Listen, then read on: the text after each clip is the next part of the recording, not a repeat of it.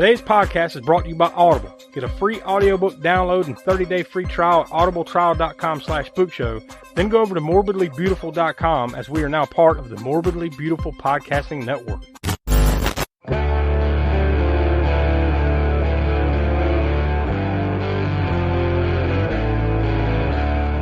You see Santa Claus tonight? You better run, boy. You better run for your life. But Mother Superior, it's Santa Claus. Now I have another reason to hate Christmas. Now that hell is full, I wonder where you will go. The caller is in the house. The calls are coming from the house. You're my family now. But if you're bad boys and girls, your name goes in the bad boys and girls book, and I'll bring you something horrible. Yes, Virginia, there is a Santa Claus. The All-American Spook Show Podcast.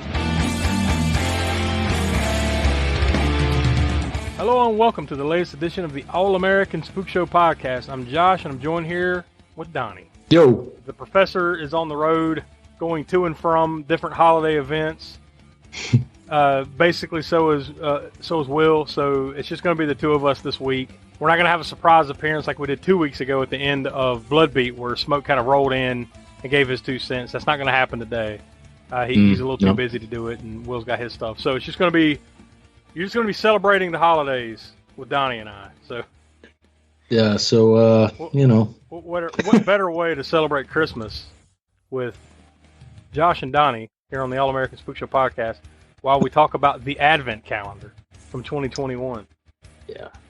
Yeah, this will be our last taste of the holidays for this year, because next week we're going to have our latest cannon fodder, and we want you to wait until the very end of the show, and we're going to tell you exactly what we're going to be watching next week. Just know it's not holiday connected. I'll say that. No. That literally means the entire canon catalog that we haven't talked about already, because they didn't really do any Christmas movies. But no hints. You'll find out at the end. But before we get into it, we want to encourage you to go visit our new website, aaspookshow.com. That's kind of the center of the Spook Show universe. That's where you can go to our YouTube channel from there. You can go to our Patreon, which is also, if you don't feel like going through the website, patreon.com/aaspookshow. All of our past archived podcast episodes, there's a link to them there. You can go to our TeePublic shop through there. All of our socials, everything else. It truly is, like I said, the center of the Spook Show universe. Yeah. So we encourage you to go over to aaspookshow.com, where we constantly update it, right, Donnie? Yeah, man. We're continuing to update it, and we're always just kind of working on, behind the scenes stuff for things to come, in the pipeline. Definitely some cool stuff coming. Yeah, and if any of you out there, any listener out there has any suggestions for what you might want to see on the website, email us at allamericanspookshow@gmail.com. We'll take anything under consideration. Or hit us up on social. Yeah, any way you can contact us, go ahead and do so. Give us some cool ideas, something maybe we haven't thought about, something you'd like to see on the website, or really any other thoughts or comments that you might have about the show or anything. So reach out to us. We encourage it, and if you're creative enough, we might even read it here on the show. You never know. So that's an option. So, but yeah, we're here to talk about the Advent calendar from 2021. So without any further build-up, I'll go ahead and toss to the trailer. Si vous regardez ceci, c'est que vous avez reçu un calendrier de l'Avent. Respectez les règles.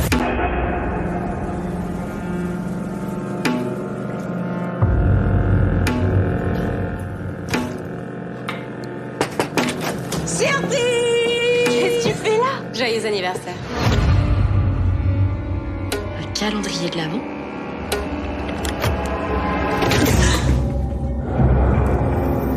Respecte toutes les règles jusqu'à l'ouverture de la dernière fenêtre, sinon je te tue. Attention, t'en avales un, faut les avaler tous. Jésus dit au paralytique, lève-toi et marche. Tu devrais arrêter avec ce calendrier, ça va te rendre dingue. Tu prends bien tes médocs contre tes hallucinations, tout ça? Je marche.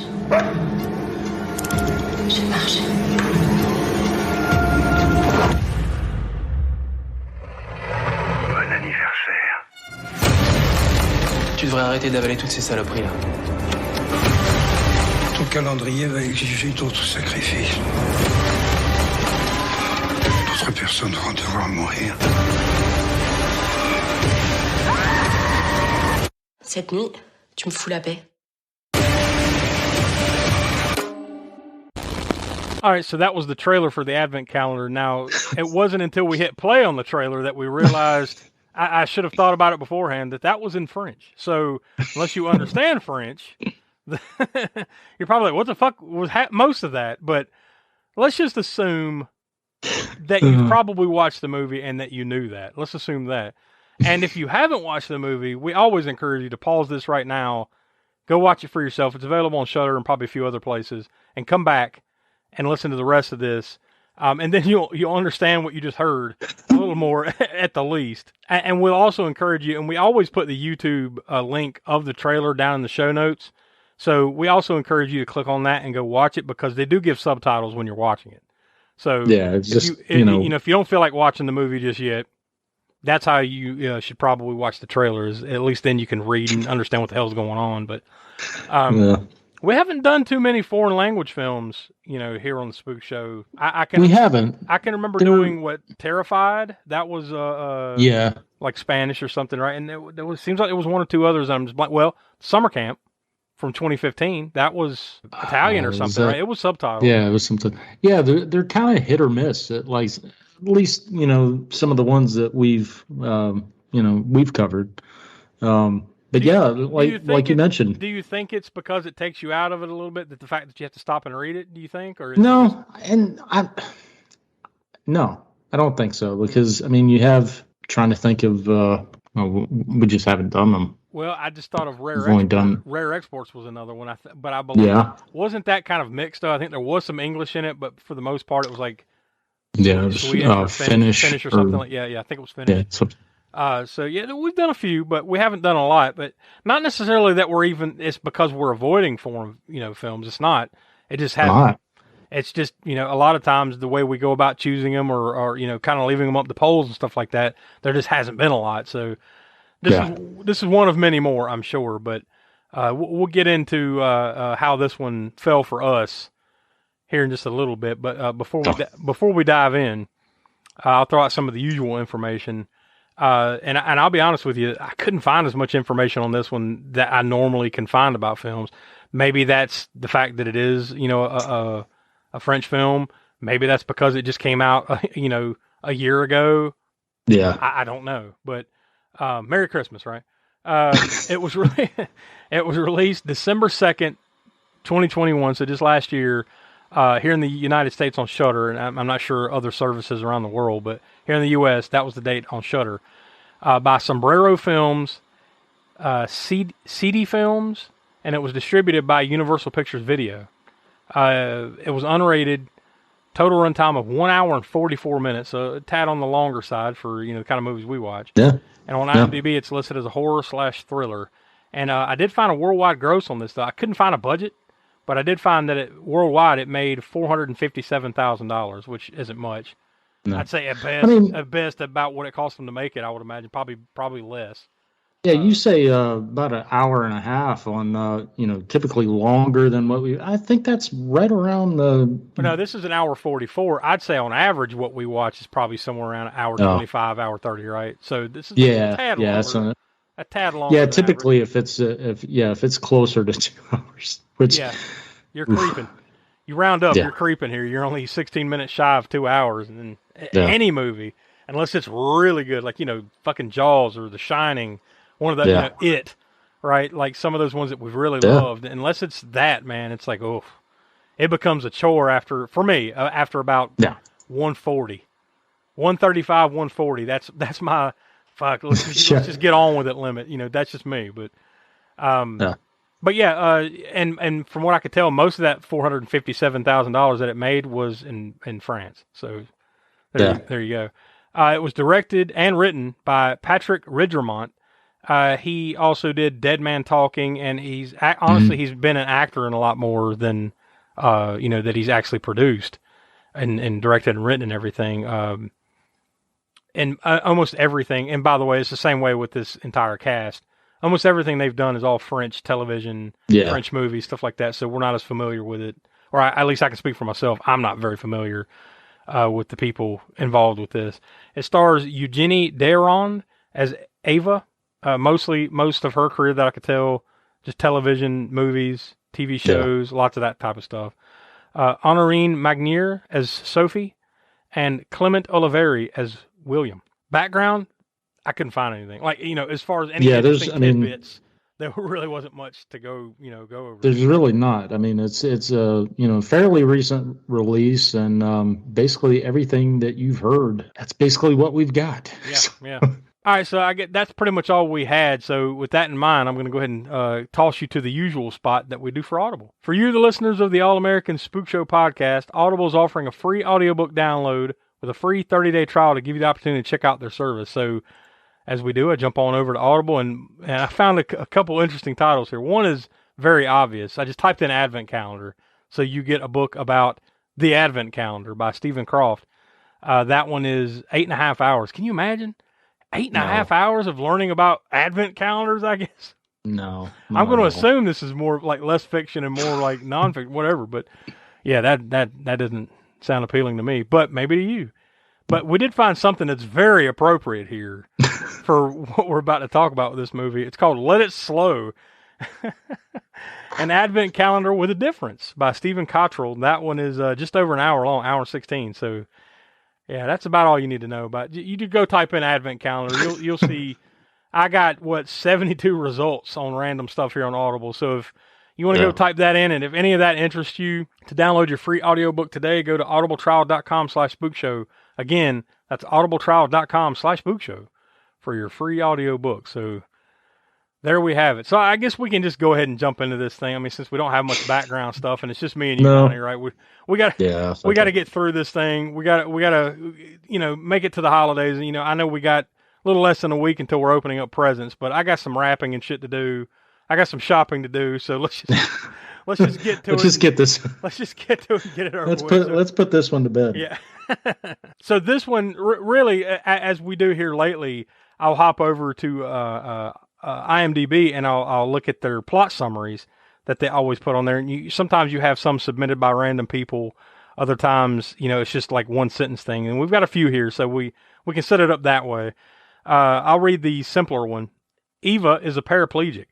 On her birthday, her friend Sophie gives her a strange advent calendar.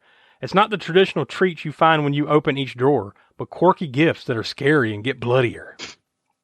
Yeah.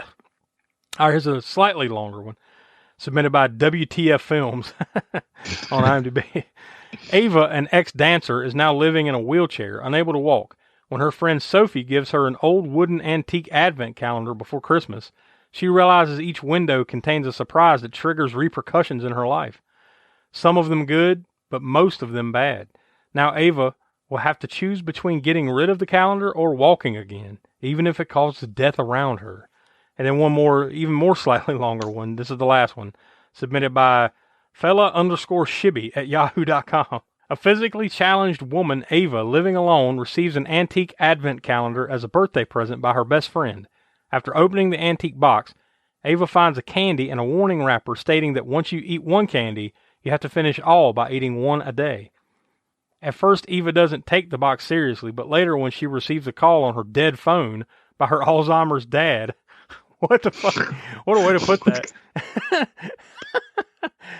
What a messed up adjective. The way, that's poor phrasing. She gets enticed by the supernatural powers of the box, and in spite of knowing that the powers will have bad consequences for the people in her life, Ava goes along with the box. Thing is, it wouldn't be the Spook Show episode, or any of our episodes if we did not have one poorly worded, plot synopsis. Since we started doing this bit, there's always going to be one. Merry Christmas. So where do you start? I think right there that last plot summary pointed out, when her dad calls on a dead phone line, isn't that a hint that something's fucked up? That phone is dead. I don't use that phone. It rings. I answer it. My dad's talking to me. My dad that has Alzheimer's, right, and is basically incommunicado. Right? Shouldn't that be the first hint? Time to go ahead and wrap this fucker up. Oh man, yeah, and I guess I'll get to that with my rating. I don't want to I don't want to I don't want to allude to anything right now. But whenever I see a dog in a horror movie, I always assume they're gonna kill it. Yeah, yeah, yeah. It's and I think it's a fairly safe assumption more often than not, unfortunately. no. Especially you'll find, and usually if you think about it, like when a dog dies in a horror movie, every once in a while it's kind of gory and nasty, but usually it's not. Yeah. It's more like off screen harp, and then oh God, Chuki's dead, right? Had to use Chuki. Okay, so Had to was call it 2 back episodes Bloodbeat, ago? 137, episode 137, Bloodbeat. Chuki was the name of a dog in the movie, and it was like, what kind of name is Chuki? We should come up with a category next year for the Spookshow Awards, like something that has something to do with dogs or pets dying in movies, and we just call it the Chuki, right? It's the Chuki Award. Chuki. I'm gonna make note of that for future reference. We'll come up with something clever for the Chuki. But yeah, I think it's a pretty safe assumption. You're right. When you see a dog in a movie, and it's funny you point that out because it's just dogs, right? Like you see a cat, you don't always assume it's gonna die, or a fucking bird or something like some other random house pet, but it's always the dog, right? Yeah, just lots of fuckery afoot. When they go out on the double date or I guess it's kind of a double date. It kind of happens that way. And then the one guy's like a trader. He's a stock trader or whatever. And he's just a total sleaze. And he gives her a ride home. And then I guess when they get to her house, it's right in front of her house. He basically tries to rape a paraplegic. Yeah. I mean, like she falls asleep on the ride. She wakes up and the dude's like, he's messing with her. Yeah. He's messing with her, and he's like, I just figured you were into it because you didn't move. He's like, no, I'm a paraplegic, asshole. That's why. But that is fucked up, right? Like, it is. Even to just think about putting that in this movie, Jesus, man. Yeah. He was mid-act, and like, and then when she's like, no, I don't. What the fuck? I'm paraplegic, and then he still tries to like force her to. Then finally he's like, fuck this, pushes her out. Dude, it was fucked up. He said, well, does your mouth have feeling? Yeah, God almighty. And I was like, come on, man. Be cool, dude. It's Christmas time. Speaking of the dog, this is like, now you're like deep into she opens the doors, like we explained earlier, and like she eats these candies and something different happens every time. This one, I don't even think, it wasn't a candy she ate. It opened up by itself and it was a dog bone, like a dog treat. And the dog takes it out, eats it. And then all of a sudden, I guess it's involved now. And there's a toy truck or something that comes out after that dude has just tried to rape her. Mm-hmm. And the dog chews up the toy car, and then it basically crushes that dude's car and kills him, like a mile or so down the road. Fitting end to it is. It's appropriate. And there's a lot of the thing you find in this movie is there's a lot of sleazy, unsavory motherfuckers in this woman's life. I don't know why. Everybody's a dickhead to her. Like her stepmom, clearly fucking hates her. This guy tried to rape her. Her boss treats her like shit. Yeah, has no compassion. Sleaze bag. Yeah, he has no compassion for her situation. There's a girl that comes to work there. She's a bitch, just trying to steal her job. Like. Almost everyone in her life, outside of her friend, blanking on her name, her friend, the blonde-haired curly chick, from the movie. I can't remember her name right away. Other than her, everyone else has zero compassion for this girl. That Sophie, that was her name. Yeah. Other than her, and even she's kind of, she's got a little douche in her too, Yeah. And honestly, like, who gives that fucking thing as a gift? The thing, it looks like it's cursed. And she points out that she stole it. Like, just throw away. Oh, by the way, this fucked up weird wooden advent calendar. I stole that shit. That's just a throwaway it looks comment. Like it's cursed anyway. It's going to murder you in your sleep. I just figured she bought it from the same dude that sold the Lament Configuration Cube in Hellraiser, or the same guy who sold the Mogwai and Gremlins. Yeah. Even though that was stolen too, so maybe that's the common thread. Like, don't go steal shit, right? Yeah. That's the lesson. But I just assumed it was that. But now she's like, nah, I didn't really talk to the person because I fucking stole it. And meanwhile, like, even though she stole it, she takes it, brings it back from Germany to her friend. She reads the back of it and it says, don't dump this or I'll kill you. Yeah. And she's just like, well, who the fuck is I? You know, because it's in German. It says ich. I-C-H, ich. Yeah. So that's kind of what we're going to call this thing, you know, later, that ich. Because that's really about the only name you get out of it. What is it? Hey, why, it's Buttercup. Popcorn, add sweet butter to hot popcorn. Mix it up, wrap it up, Buttercup is born. It's delicious. So nutritious. It's a taste delight. It's so munchy, crisp and crunchy. You'll enjoy each bite. Eat butter-drenched Buttercup, popcorn at its best. Served in a king-size cup. It beats all the rest. But yeah, like the whole premise is she's eating the candies and something different will happen. So the one that's like shaped like a heart, she takes that one and slips it in this dude's drink that she keeps eyeballing like every time she goes out to do whatever the fuck she's doing. She keeps seeing this guy, so she slips it in that guy's drink, and then basically he falls in love with her. She eats one candy that's like shaped like a little clock, right? And then all of a sudden she wakes up and 4 days have passed. And like we said, the dog ate the bone, and that made her and that was the other thing too. That was another one that you didn't see on screen, which would have been something to see. And I'm going to assume that was budget related. Yeah. The dog ate the bone. That's what it was. I got the two things confused. The dog ate the bone, and he went and killed her boss.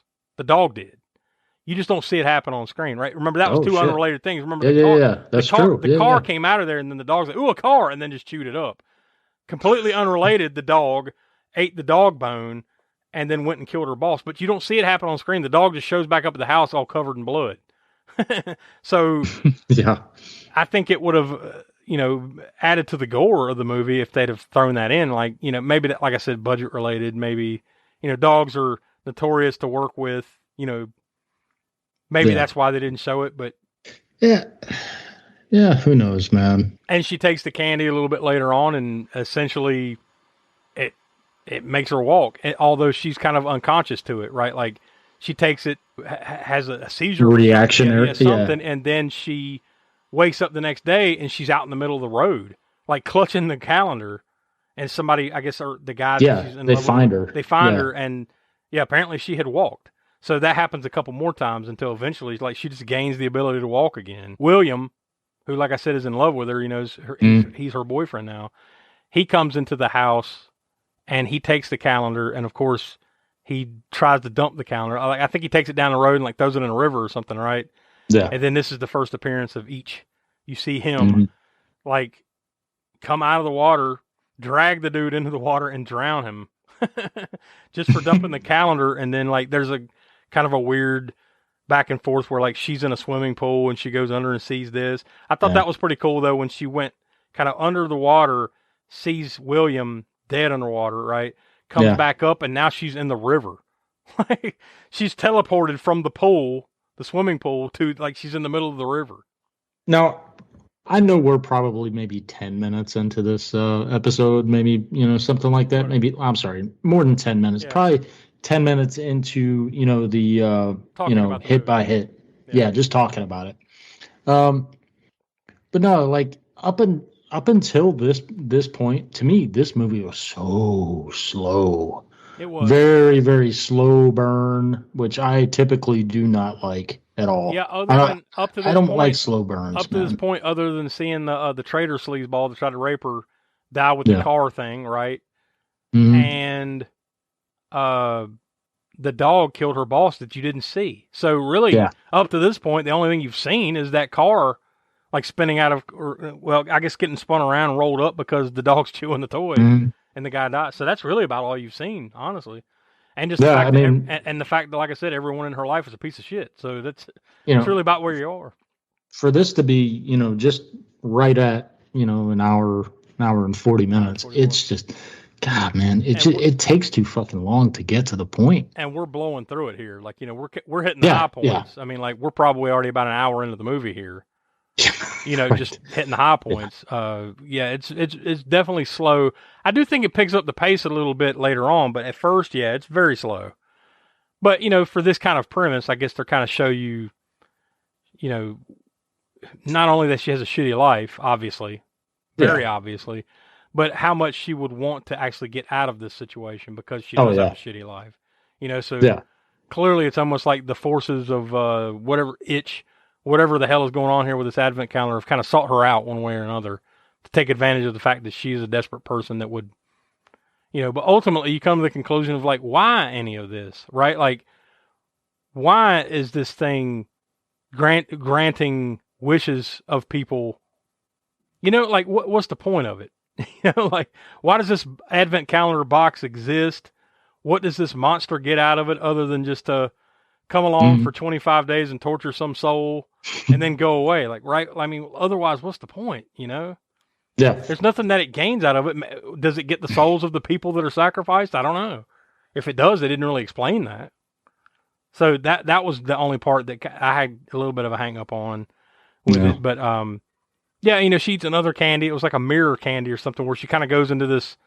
It's almost like she goes back in time a tad, and she's on the other side of this mirror where William walks into her house, takes the advent calendar, and leaves with it. But she's kind of like, it's almost like she's on the inside of the box, and she's trying to communicate with him. Like, she writes backwards, "Don't dump it." But he doesn't read that, closes the box, and, goes off. And, obviously that's why he got killed. But, then, of course, the dog eventually does. Of course. It becomes one of the many sacrifices that she's had to make. So, like, basically now, like, she's come to the point where if she wants to walk again, she's got to kill anything she cares about, pretty much, right? Like, she's got to kill the dog. Even though that one she's almost, like, absent for. You know what I mean? Like, she clearly describes the hold of the dog and stabs it, but you don't see it happen. You see the aftermath of it. Like, she's laying there, like, kind of comatose almost.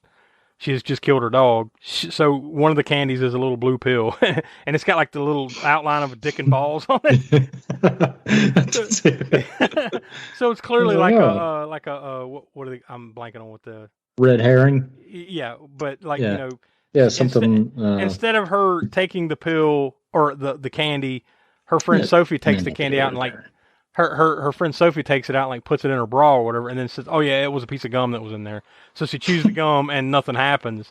Meanwhile, she's got that little blue pill candy or whatever, right?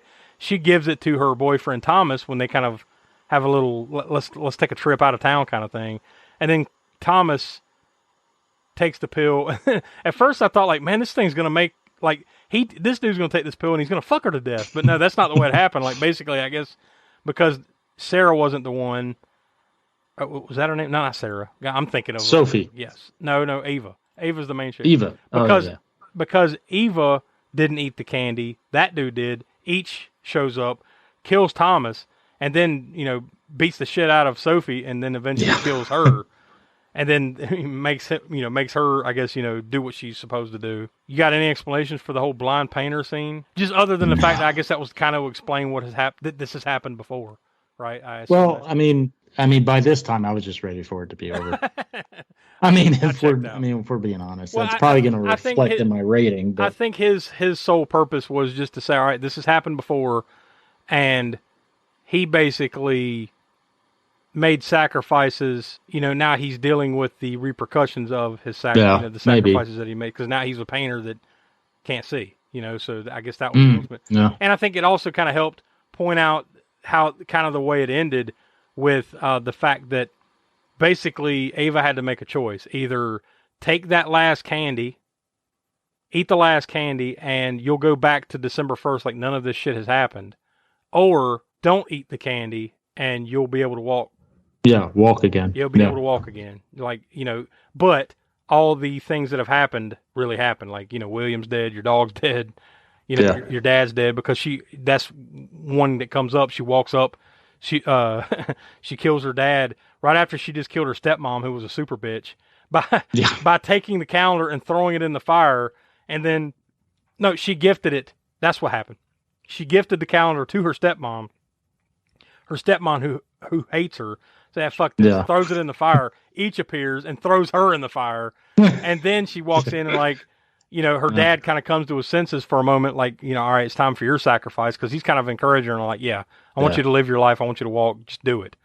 And he's like, but did you have to kill her? He's like, no, that one was just for fun. I thought that was pretty good. But Yeah, but that basically sets up the ending. Like, does she eat the last candy, or to kind of undo everything, or does she walk? Not throw the candy away. We're left to wonder. Yeah, because they don't answer that, right? Like that's the ambiguous ending. Is well, did she eat it? I don't know. I think. Yeah, I mean, I tend to think she probably didn't.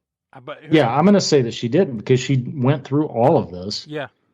But like I said, everyone's dead. I assume, based on the rules that they kind of set up here, that if she eats that, then that undoes everything. So, it's like, if she has any regrets, she can eat the candy and then nothing. I guess so. None of this happened. Yeah, I don't know, but they didn't really answer that. So that was kind of where it left me. Like, okay, I'd like a few more answers than that. I'm cool with an ambiguous ending if the story was interesting enough to lead me up to that, to where I cared about. You know what I mean? But see, that's the kicker for me. I didn't like. It was aside from the dog and the dad, even with Eva, I really did not give a shit much about her. Yeah, and I know that sounds really fucked up. But other than just her didn't care. Other than just her condition, right? I mean, obviously, yeah. I mean, that sucks. In real life, you would care for this person. Yeah, of course, yeah. But in the context of the way they set it up, like, yeah, it's not that you could see their point of view, like, because there's, like I said, there was a handful of people in her life that just treat her like shit. And I don't understand why, but they didn't do a good job of explaining why either. Why? Yeah. Why would they fucking just fuck you, right? Is it all just because they're assholes, or is there a reason for it? I don't know. They didn't. I don't think they did a good enough job explaining that. Also, how did she become a paraplegic? I mean, there's that one scene somewhere where, like, she's riding in a car with her friend Sophie, and Sophie, I guess, is on the phone or something. I'm assuming it's just like a distracted driver kind of thing. Yeah. They get into an accident. Sophie's fine, but Ava is a paraplegic because of it. So because they had the whole scene, like, well, I don't blame her. Yeah. Don't kill her. I don't blame her. I don't want her to be hurt. I guess that leads to my final question that I wrote there. Would you play along with these rules? Like, if you found yourself, someone gave you this wooden hell box advent calendar, what do you think? I mean, because you wouldn't know what's about to happen. So, but no, it's like, after seeing this movie, no, I'm just like, I don't really do. No, I would say no. I wouldn't. No. It's like, you know what? Take gambles. No. What do you mean? I'm You just randomly stole this box from a German guy, and brought it here. I'm not just gonna eat these candies. Fuck off. Yeah, same guy that eventually opened the Ark of the Covenant. Yeah. I tend to think that maybe most people, at least at first, would play along, and then you'd be like, oh shit, what have I done? I think that's the way it would go, but who knows? But yeah, that is a good point, because you have regrets. Things that, you wish you do differently. Yeah. You get to that point, and what do you do? You've made all of these sacrifices. Thing is, it's a very interesting concept. It's just, I don't know. Maybe the execution for you somewhere, the special sauce is lost somewhere. I don't know. Yeah. We'll get into that here in just a second. But I guess really, would you play the game? I don't know, but do you regret playing this game as far as nominating this movie? That's the real question, because you, my friend, just like you did Blood Beat a couple weeks ago, you nominated this movie, and here we are. Now, I should point out, just for full disclosure, you actually didn't win this one. Remember? That's right. You should remember, of all of us, Smoke won this, and he nominated a movie called Christmas Cruelty. That apparently, he gave us a warning beforehand. He was just like, "Oh my God, hey, I don't know about this, guys, but I want to nominate it, but I don't know about this." And we're like, "No, fuck it, put it on the list." And we spun the wheel, and guess what? He fucking won it. So we're like, you know what? Smoke's not a good judge, because he watches everything. I'm not too far behind him, so Donnie, kind of fell on the sword, and he decided to watch it. Right? And what was the conclusion there, Donnie? Oh man, I was like, it was probably 5 minutes in. I was like, guys, we can't do this. we cannot do this. Like, if you're listening to this episode, you can basically look for Christmas Cruelty. It is around there. It's I think I watched it on YouTube. I had to run it, but what was it? It was Swedish like, or something? it was like that? $2. It was like a Swedish film or something. It was in Yeah, subtitles too, Finnish, right? I think, or something like that. Yeah. It was, it was subtitled, but yeah. I think the conclusion there was that it's too brutal. It's too much.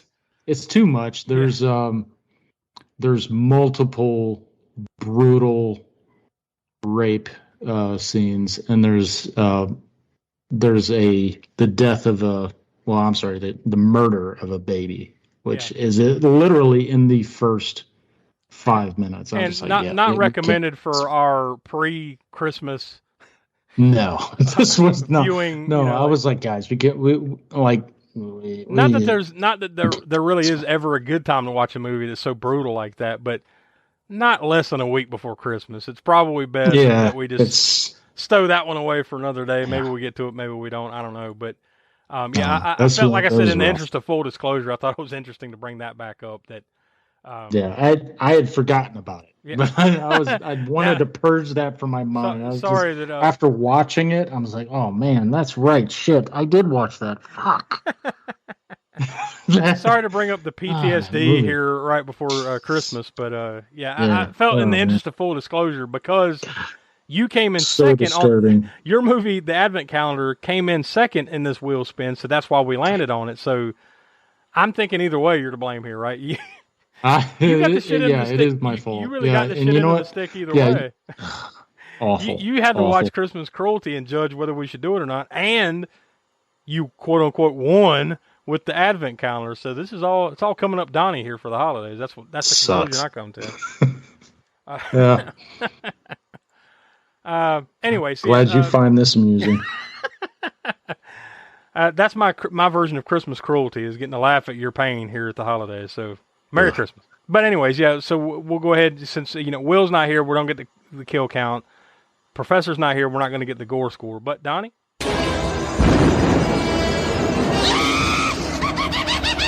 Connections from the crypt.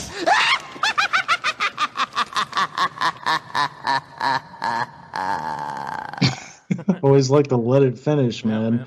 Kind of, was it for Bloodbeat? We didn't have any connections. That was episode 137, and once again for the Advent Calendar, no cast or crew connections to past Spookshow episodes. So I got nothing for this. I'm once again, just like when we talked about that 2 weeks ago on Bloodbeat, I'm not surprised. And that it's like a French production too. Like, unless you randomly pull one of these movies that they have worked on, which we haven't done really any of. No. Here on the show, it makes sense. So, yeah, surprise, surprise. Other than our ratings, that's really about all we have to say about the Advent Calendar. So, Donny, I guess I'll let you go first. Merry Christmas. Yeah, I appreciate that. The thing is, like, I do like the premise and the concept. I feel like it's an interesting, it's an interesting topic. I feel like within that, and the synopsis, and I did watch the trailer for this one. I don't usually, but I did watch a trailer for it. I thought it looked interesting. But I was not a fan of the slow build up. I typically don't like slow burns. Caveat was another that was a foreign language film that we did, and but yeah, that was also a slow burn too. Yep. But for this one, I also thought the monster itch was kind of weak. Didn't really like the makeup, not really effects so much, but so all of that definitely plays a part in my rating. I'm gonna go 1.5 stars. Just wasn't a fan of this one. I'm gonna go a little higher than that. I think there was some the interesting premise that you pointed out. It could have been the whole thing could have been executed way better. Maybe that's budget. I'm sure there's reasons for that. Would I watch this again? Maybe not anytime soon, but I think I would. So I don't have that dividing line that you have. Yeah. With 3, but I'm not going to go that high anyway. So I'm going to say 2.25 for this one, because I think there's some things that they do well here. just, things that could have been done better. I really think I would have felt even higher, really, if, the effects were a little bit better, add a little bit more gore, and shave some of the time off, tighten it up a little bit. This, to me, in premise alone, is probably worth a remake by somebody. Somebody with a little bit more budget, and somebody can write a little better, right, than this crew of people. I don't want to be too critical of them because there were things that I enjoyed about it, but overall, probably not one I'm going to seek out. But would I watch it again? Yeah. For there, on my scale, I think 2.25 is fair for me, so I'm going to stay there. So yeah, that's pretty much it. I guess that's going to wrap up our holiday extravaganza, so to speak. The last ones. I mean, we got to talk about Die Hard. We got to talk about Blood Beat.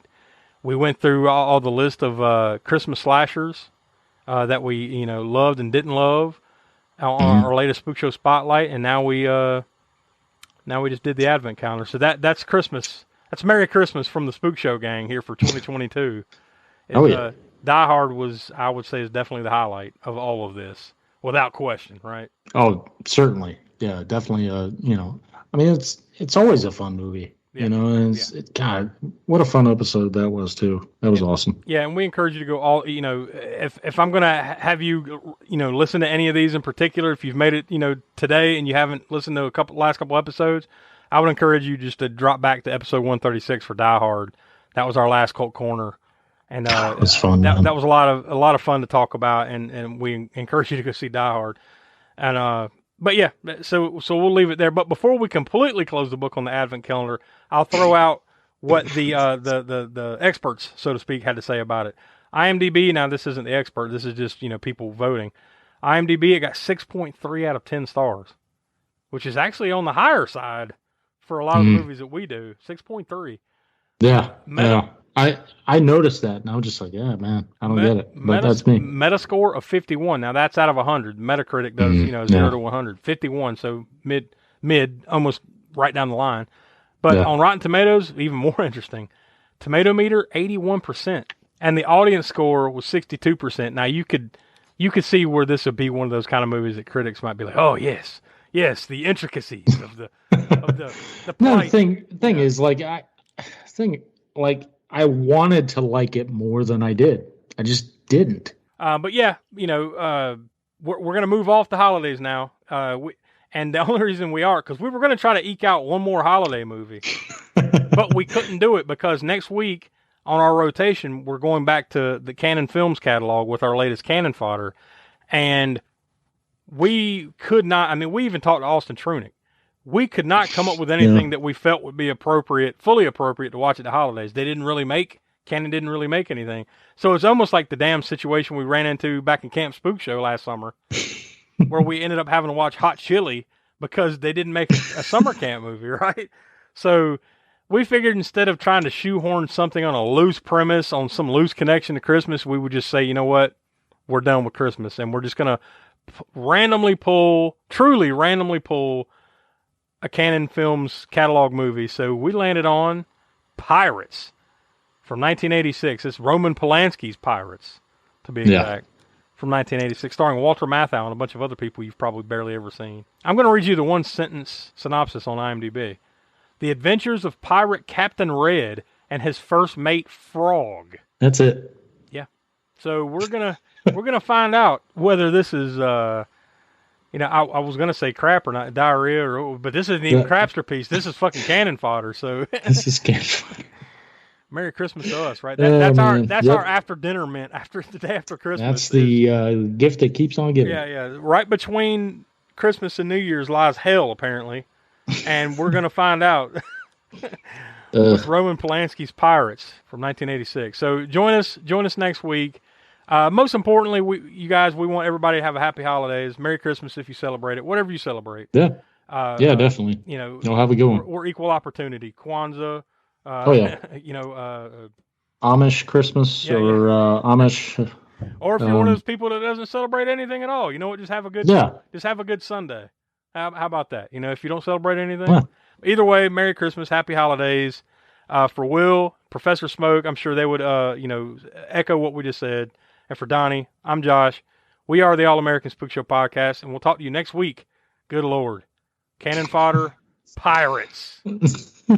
Oh, yeah. All right. See y'all.